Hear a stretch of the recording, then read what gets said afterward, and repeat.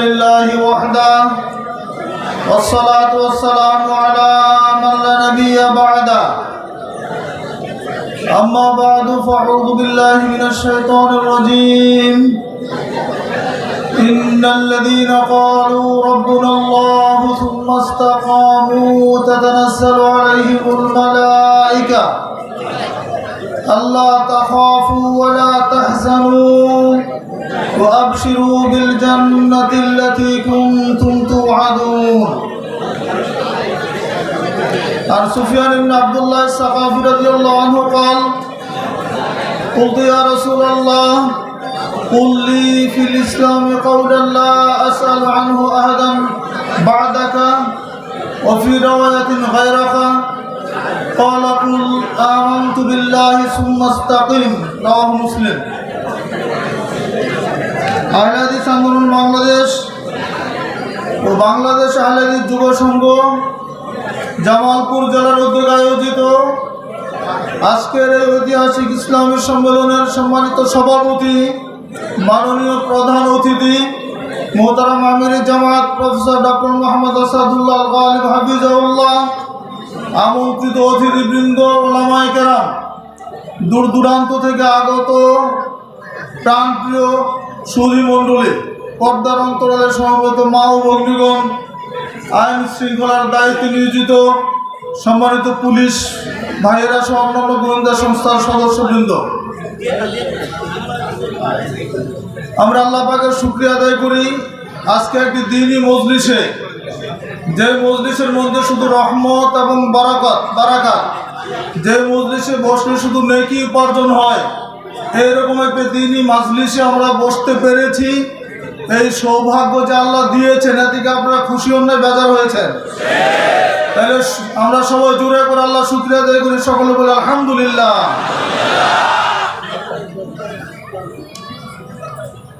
আমি খুবই সংক্ষিপ্ত আকারে আমির জামাত মঞ্চে আসা পর্যন্ত যে আয়াতে কারিমে তিলাওয়াত করেছে, আয়াতের উপরে একটু কথা বলবো ইনশাআল্লাহ। আশা করি ধৈর্য সহকারে আপনারা বসবেন এবং এই দ্বীনি মাজলিসের আদব রক্ষা করে বৈঠক শেষ করে দোয়া পাঠের মাধ্যমে আমরা বৈঠক শেষ করে বিদায় নেব ইনশাআল্লাহ। ওমা তাওফিক ইল্লা বিল্লাহ। আল্লাহ রাব্বুল আলামিন কোরআন মাজিদের সূরা ফুসসিলাতের 30 এবং 31 নম্বর আয়াতে বলেছেন, ইন্নাল্লাযীনা ক্বালু রাব্বুনাল্লাহ, নিশ্চয় যারা বলে আমাদের রব হচ্ছেন আল্লাহ। ইন্নাল্লাযীনা ক্বালু রাব্বুনাল্লাহ, যারা বলে আমাদের রব হচ্ছে আল্লাহ, সুম্মাস্তাকিম, অতঃপর এই কথার উপরে অবিচল থাকে, এই কথার উপরে দৃঢ় থাকে, ওই ব্যক্তিদের ক্ষেত্রে বলা হচ্ছে তাতানাজ্জালু আলাইহিমুল মালাইকা, তাদের জন্য আসমান থেকে ফেরেশতা নাজিল হয়, হয়ে বলে আল্লাহ তাখাফু ওয়ালা তাহজানু, তোমরা ভয় পেও না, তোমরা চিন্তিত হইও না, ওয়া আবশিরু বিল জান্নাতিল্লাতী কুনতুম তুআদুন, তোমরা সুসংবাদ গ্রহণ করো ওই জান্নাতের, যে জান্নাতের ওয়াদা আল্লাহ করেছেন। জান্নাতে যাওয়ার জন্য আল্লাহ সুবহানাহু ওয়া তাআলা এই আয়াতে কারিমার মধ্যে শুধুমাত্র একটি শব্দ বলেছেন, ইস্তেকামাতের কথা বলেছেন। ইন্নাল্লাযীনা ক্বালু রাব্বুনাল্লাহ, নিশ্চয় যারা বলে যে আমার রব হচ্ছেন আল্লাহ, অতঃপর এই কথার উপরে অবিচল থাকতে পারবে। আল্লাহকে রব হিসাবে স্বীকার করার পরে এই কথার উপরে ইস্তেকামাতের অর্থ কি বুঝতে হবে? আল্লাহকে রব হিসাবে স্বীকার আমরা সকলেই করি। যে কাউকে জিজ্ঞেস করলে বলবো আমার রবকে আল্লাহ, প্রতিপালককে আল্লাহ, রিজিকদাতাকে আল্লাহ, জীবন মৃত্যুর মালিককে আল্লাহ। প্রত্যেকে কিন্তু আমরা আল্লাহর কথা বলবো, এটা স্বীকার করি। তারপরে আল্লাহ সুবহানাহু ওয়া তাআলা বললেন সুম্মাস্তাকামু, যারা ইস্তেকামত করতে পারবে এই কথার উপরে, এই কথার মধ্যে যারা টিকে থাকতে পারবে, তাদের জন্য সুসংবাদ, তাদের কাছে ফেরেশতারা নাজিল হয়ে বলবে আল্লাহ তাখাফু ওয়ালা তাহজানু, তোমাদের কোনো ভয় নাই, তোমাদের কোনো চিন্তাও নাই, তোমরা জান্নাতের সুসংবাদ করো, যে জান্নাতের ওয়াদা আল্লাহ করেছেন। এই আয়াতের সমর্থনে আব্দুল্লাহ ইবনে সুফিয়ান ইবনে আব্দুল্লাহ সাকাফি রাদিয়াল্লাহু আনহু বলছেন, সহিহ মুসলিমের 38 নম্বর হাদিস, তিনি বলছেন, আমি একদিন রাসূল সাল্লাল্লাহু আলাইহি ওয়াসাল্লামকে জিজ্ঞেস করলাম, কুলতু ইয়া রাসূলুল্লাহ, হে আল্লাহর রাসূল সাল্লাল্লাহু আলাইহি ওয়াসাল্লাম, কুল্লি ফিল ইসলামে কাওলান, হে আল্লাহর রাসূল আমাকে ইসলাম সম্পর্কে এমন একটি কথা বলুন, লা আসআলু আনহু আহাদান বাদাকা, যে বিষয়ে আমি আর অন্য কাউকে জিজ্ঞেস করব না। সুফিয়ান ইবনে আব্দুল্লাহ সাকাফি বলছেন, আমি রাসূলকে জিজ্ঞেস করলাম, হে আল্লাহর রাসূল সাল্লাল্লাহু আলাইহি ওয়াসাল্লাম, ইসলাম সম্পর্কে আপনি আমাকে এমন একটি কথা বলুন, যেই কথাটা, যে বিষয়ে আমি আর কাউকে জিজ্ঞেস করব না, প্রশ্ন করব না। এই প্রশ্নের জবাবে রাসূল বললেন, হে সুফিয়ান, কুল আমানতু বিল্লাহ, তুমি বলো যে আমি আল্লাহর প্রতি ঈমান আনলাম, সুম্মাস্তাকামু, অতঃপর এই কথার উপর তুমি ইস্তেকামত করো, এই কথার উপর তুমি টিকে থাকো। দেখেন, একই কথা আল্লাহ সুবহানাহু ওয়া তাআলা বললেন এবং তার রাসূল বললেন যে তুমি আল্লাহর প্রতি ঈমান আনো এবং এই কথার উপরে তুমি টিকে থাকো। তাহলে বোঝা যাচ্ছে ঈমানের উপরে টিকে থাকাটা খুব কঠিন, ঠিক না? ঈমানের উপরে টিকে থাকাটা খুব কঠিন। একই রাবি থেকে আরেকটা হাদিস এসেছে মুসনাদ আহমদের মধ্যে, সেখানে তিনি বলছেন, সুফিয়ান ইবনে আব্দুল্লাহ এই হাদিসের মধ্যে রাসূলকে জিজ্ঞেস করছেন, আল্লাহ রাসূলকে বলছেন, হাদ্দাসানি বিআমরিন আতাসিমু বিহি, হে আল্লাহর রাসূল সাল্লাল্লাহু আলাইহি ওয়াসাল্লাম, আমাকে আপনি এমন একটা কথা বলুন যেটা আমি খুব দৃঢ়ভাবে ধারণ করে থাকবো। হে আল্লাহর নবী, আমাকে এমন একটা কথা বলুন, এমন একটা বিষয় আমাকে জানান যেটা আমি খুব মজবুত করে ধারণ করব, আঁকড়ে থাকবো। তখন নবী বললেন, কুল রাব্বি আল্লাহ সুম্মাস্তাকিম। এখানেও তিনি একই কথা বললেন, তুমি বলো যে আমার রব হচ্ছেন আল্লাহ, এই কথার মধ্যে তুমি ঠিক থাকো। তোমার রব হচ্ছেন আল্লাহ, এই কথার মধ্যে তুমি ঠিক থাকো, এইটুকু বললেন। এবার সুফিয়ান আবার জিজ্ঞেস করলেন, ইয়া রাসূলুল্লাহ, মা আকবারু মা তাখাফু আলাইয়া, হে আল্লাহ রাসূল সাল্লাল্লাহু আলাইহি ওয়াসাল্লাম, আপনি বলুন তো আমার জন্য সবচেয়ে কঠিন কোন বিষয়টা রয়েছে? মা আকবারু মা তাখাফু আলাইয়া, কোন বিষয়টা আমার জন্য সবচেয়ে কঠিন, এই বিষয়ে আমাকে জানান। কোন বিষয়টা আমার সংরক্ষণ করা উচিত, হেফাজত করা উচিত, কোন বস্তুটার কারণে আমার পাপের কাজ বেশি হয়? এই কথা বলার পরে রাসূল সাল্লাল্লাহু আলাইহি ওয়াসাল্লাম কি করলেন? রাবী বলছেন, আখাযা রাসূলুল্লাহ সাল্লাল্লাহু আলাইহি ওয়াসাল্লাম বিলিসানি নাফসিহি, রাসূল সাল্লাল্লাহু আলাইহি ওয়াসাল্লাম নিজের হাতে তার জিহ্বাটা টেনে ধরলেন। যখন এই কথা তিনি বললেন, এবার রাসূল সাল্লাল্লাহু আলাইহি ওয়াসাল্লাম বললেন, বলার আগে তিনি দুই আঙ্গুল দিয়ে তার জিহ্বাটা টেনে ধরে বললেন, হাদা, এটাই হচ্ছে সবচেয়ে মারাত্মক একটা বস্তু, অর্থাৎ জিহ্বা। এই জিহ্বা দিয়ে মানুষ মানুষকে গালি দেয়, এই জিহ্বা দিয়ে মানুষ মানুষকে কষ্ট দেয়। রাসূল সাল্লাল্লাহু আলাইহি ওয়াসাল্লামকে যখন সুফিয়ান বললেন সবচেয়ে ভারী, সবচেয়ে জঘন্য যে বস্তুর কথা জানতে চাইলেন, তখন রাসূল সাল্লাল্লাহু আলাইহি ওয়াসাল্লাম নিজের জিহ্বাকে আঙ্গুল দিয়ে টেনে ধরে বললেন যে এইটা।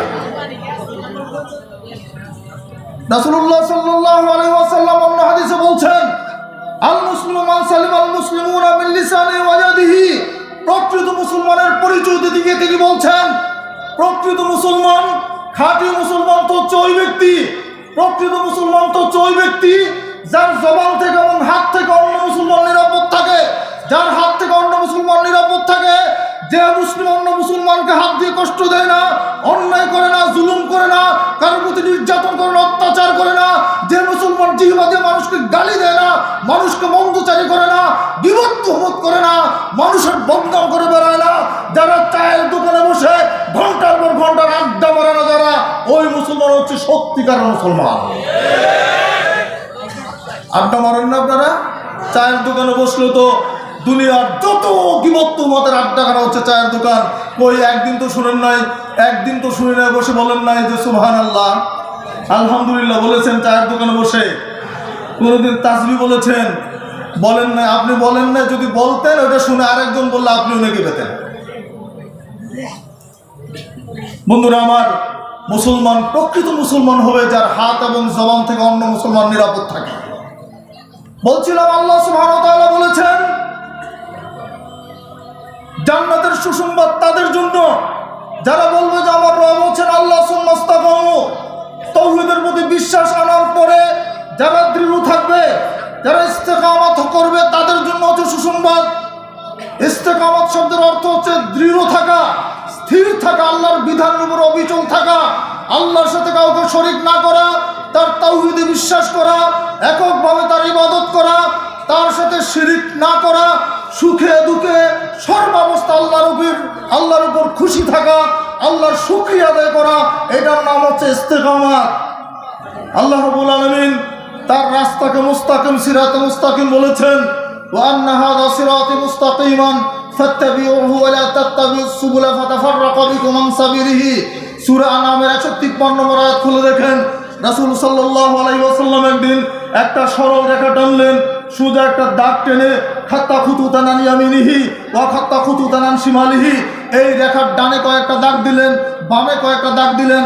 দাগ দেওয়ার পরে সোজা যে সরল দাগটা আছে, সরল রেখাটা আছে, এই সরল রেখার মধ্যে আঙ্গুল রেখে রাসূল বলছেন, এই আয়াত তিলাওয়াত করছেন সূরা আনামের 153 নম্বর আয়াত, যেখানে আল্লাহ ঘোষণা করছেন, ওয়া আন্না হাযা সিরাতি মুস্তাকিমা ফাত্তাবিউহু।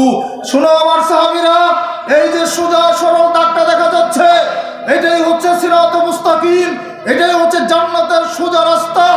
ফাত্তাবিউহু, তোমরা এই পথের অনুসরণ করবে। ওয়ালা তাত্তাবিউস সুবুল, ডানে বামে যে রাস্তাগুলো দেখতে পাচ্ছ, ডান বামের কোনো রাস্তা তোমরা অনুসরণ করবে না। যদি তোমরা ডান বামের রাস্তাগুলো অনুসরণ করো, এই বাতিল পথগুলো যদি তোমরা অবলম্বন করে চলো, ফাতাফাররাকা বিকুম আন সাবিলিহি, তাহলে তোমাদেরকে এই সোজা পথ থেকে, জান্নাতের পথ থেকে তোমাদেরকে বিচ্যুত করে দিবে, তোমাদেরকে বাতিল পথে নিয়ে যাবে যদি তোমরা ডানে বামের পথের দিকে যাও। রাসূল সাল্লাল্লাহু আলাইহি সাল্লাম হাতে কলমে শিখিয়ে দিলেন, জান্নাতের সোজা রাস্তা হচ্ছে এটা, এর বাইরে যত রাস্তা আছে, যত তরিকা আছে, যত মত আছে, যত পথ আছে, সবগুলোই হচ্ছে বাতিল। জান্নাতের রাস্তা কয়টা? পবিত্র কোরআন এবং সহিহ হাদিসের রাজপথে উঠলে জান্নাতে যাওয়া যায়, বাতিল পথ দিয়ে কোনোদিন জান্নাতে যাওয়া যায় না। ঢাকা যাওয়ার জন্য ঢাকার গাড়িতে উঠে দোয়া করতে হবে। আপনি ঢাকার জন্য ঢাকার গাড়িতে না উঠে রাজশাহীর গাড়িতে উঠে যত কেঁদে কেটে দোয়া করেন আল্লাহর কাছে, আল্লাহ তুমি আমাকে সহি সালামতে ঢাকা পৌঁছে দাও, আল্লাহকে পৌঁছাবে? রাস্তাটাই তো আপনার ভুল। ভুল রাস্তায় উঠে কোনোদিন সঠিক পথের সন্ধান পাওয়া যায় না। কেউ যদি ইস্তেকামত করে আল্লাহর দ্বীনের উপরে, তার দুনিয়াবি লাভ হচ্ছে, জীবন চলে যাবে বাতিল পথে, কোনোদিন বাতিলের সাথে আপোষ চলবে না। আহলে হাদিস কোনোদিন বাতিলের সাথে আপোষ করতে পারে না, শিরিক বিদআতের সাথে আপোষ করতে পারে না, কোনো রসম রেওয়াজের সাথে আপোষ করতে পারে না, কোনো তন্ত্র মন্ত্রের সাথে আপোষ করতে পারে না। আপোষহীন একটা জামাতের নাম হচ্ছে আহলুল হাদিস জামাত। যেই জামাত শুরু হয়েছে সাহাবাদের জামানা থেকে, চলবে কিয়ামত পর্যন্ত ইনশাআল্লাহ। রাসূলুল্লাহ সাল্লাল্লাহু আলাইহি ওয়াসাল্লাম এর অনুসরণ ব্যতীত কেউ জান্নাতে যেতে পারবে না। কোনো পীর কাউকে জান্নাতে নিতে পারবে না, কোনো বুজুর্গ কাউকে জান্নাতে নিতে পারবে না। যত বড় বিদ্যান হন না কেন, কেউ কারো জান্নাতে নেওয়ার গ্যারান্টি দিতে পারবে না।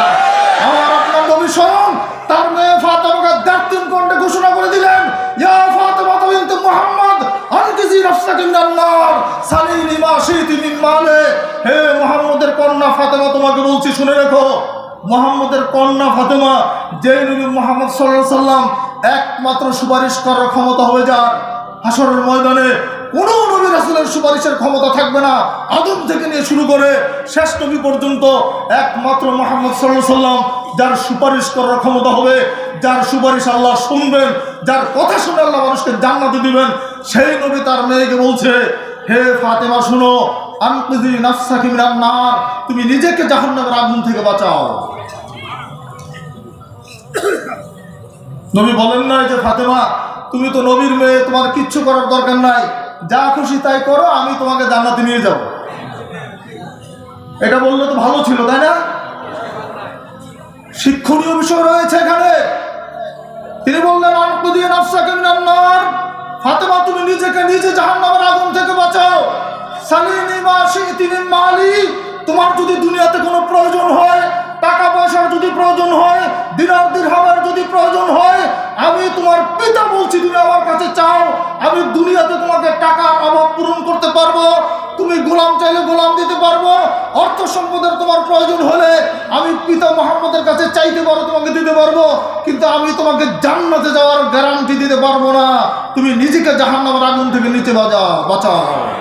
যেই নবী এইরকম কথা বলেন সেই নবীর উম্মতের মধ্যে এমন কেউ কি আছে যে জান্নাতের সার্টিফিকেট দিতে পারে?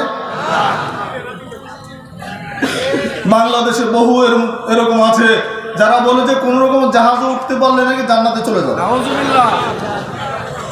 আর একজন তো কয়েকদিন আগে মাশাআল্লাহ রাসূল সাল্লাল্লাহু আলাইহি ওয়াসাল্লামের সাথে তাদের মুরব্বীকে স্বপ্নে দেখেছে, বসে আছেন। দেখেন না ফেসবুকের কল্যাণে আপনারা সব দুনিয়ার খবর রাখেন। এগুলো হচ্ছে ধান্দাবাজি। ধান্দাবাজি বুঝেন? ধান্দাবাজি করে ক্ষমতায় যাওয়ার চেষ্টা, কাছাকাছি যাওয়ার চেষ্টা, নেতার সাথে মিশার চেষ্টা। নেতার বাবা সম্পর্কে একটা স্বপ্ন বানাই দিলাম, নেতা খুশি হয়ে যাবেন, তাহলে নেতার কাছাকাছি জায়গাটা পাওয়া যাবে, পাশের চেয়ারটাতে বসা যাবে। এগুলো হচ্ছে এই ধরনের ধান্দাবাজি। বন্ধুরা আমার, আহলে হাদিস কোনোদিন ধান্দাবাজি বিশ্বাস করে না। আহলে হাদিস কোনোদিন কোনো বাতিল ফিরকায় বিশ্বাস করে না। জীবন চলে যাবে, তাওহীদ থেকে বিচ্যুত হওয়া যাবে না। রাসূল সাল্লাল্লাহু আলাইহি ওয়াসাল্লামের জামানায় যারা ইসলাম গ্রহণ করেছিলেন, বিলাল বিন রাবাহ রাদিয়াল্লাহু আনহু, খাব্বাব খুবাইবের ইতিহাস আপনারা জানেন। বিলাল রাদিয়াল্লাহু আনহু ইসলাম গ্রহণ করার কারণে তার মনিব উমাইয়া বিন খালদ যে নির্যাতন করেছে, তাকে গলার মধ্যে দড়ি বেঁধে মক্কার অলিতে গলিতে ঘুরানো হয়েছে, গরু ছাগলের মতো নির্যাতন করা হয়েছে, গলায় দাগ পড়ে গেছে, কিন্তু তারপরে তিনি তাওহীদ থেকে বিচ্যুত হন নাই। বিলাল রাদিয়াল্লাহু আনহুকে প্রচন্ড উত্তপ্ত বালির মধ্যে চিৎ করে শুইয়ে রেখে প্রকাণ্ড একটা পাথর বুকের উপর চাপা দিয়ে বলা হচ্ছে, লা তাযালু হাকাযা হাত্তা তামুত আও তাকফুরা মুহাম্মদ ওয়া তা'বুদাল্লাহ ওয়াল উজ্জা। মৃত্যু পর্যন্ত তোমার এইভাবে শাস্তি চলতে থাকবে বিলাল। যদি বাঁচতে চাও তাহলে মুহাম্মদকে অস্বীকার করো, আর লাত উজ্জার তোমরা ইবাদত করো, তাহলে ছেড়ে দিও। আমরা আমাদের জীবনকে ভালো কাজে ব্যয় করি, আমরা বেশি বেশি করে নেক আমল করি আর খারাপ কাজ থেকে বিরত থাকি।